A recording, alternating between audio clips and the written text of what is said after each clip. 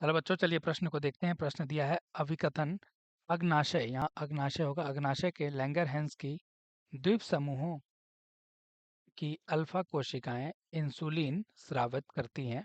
कारण, insulin glucose के glycogen में परिवर्तन को प्रेरित करता है। विकल्प हमारे पास दिए गए ए और आर दोनों सत्य हैं और आर ए की सही व्याख्या है। ए और आर दोनों सत्य हैं लेकिन आर ए की सही व्याख्या नहीं है।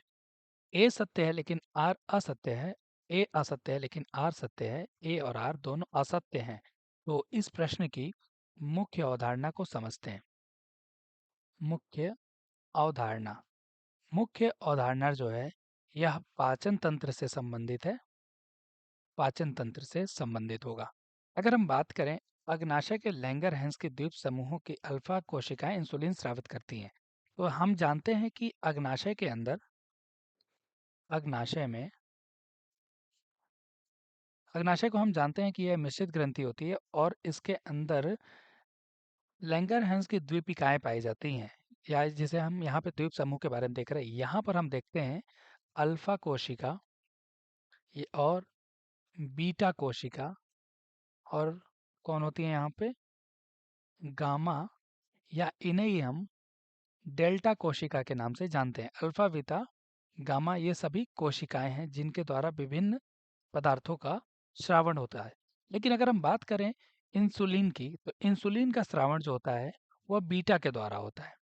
हम जानते हैं यहाँ पे इंसुलिन का जो श्रावण होता है वो बीटा कोशिका के द्वारा किया जाता है। तो इसलिए हम देखेंगे कि जो अभिकथन है कि वो अल्फा की कोशिका के द्वारा स्रावित करने की बात कर रहा है, जो कि बिल्कुल गलत हो जाता है। अब कारण पे आते हैं। इंसुलिन ग्लूकोज के ग्लाइकोजन में परिवर्तन को प्रेरित करता है। यह बात बिल्कुल सही है, क्योंकि हम जानते हैं कि जो हमारे रक्त में शर्करा स्तर होता है वह इंसुलिन के द्वारा नियंत्रित किया जाता है या उसका संतुलन किया जाता है, और इस प्रक्रिया को हम बोलते हैं ग्लाइकोजेनोलाइसिस। ग्लाइकोजिनोलाइसिस,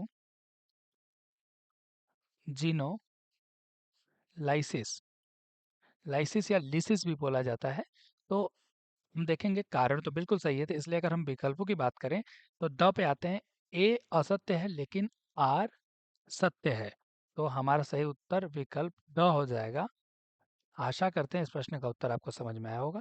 धन्यवाद।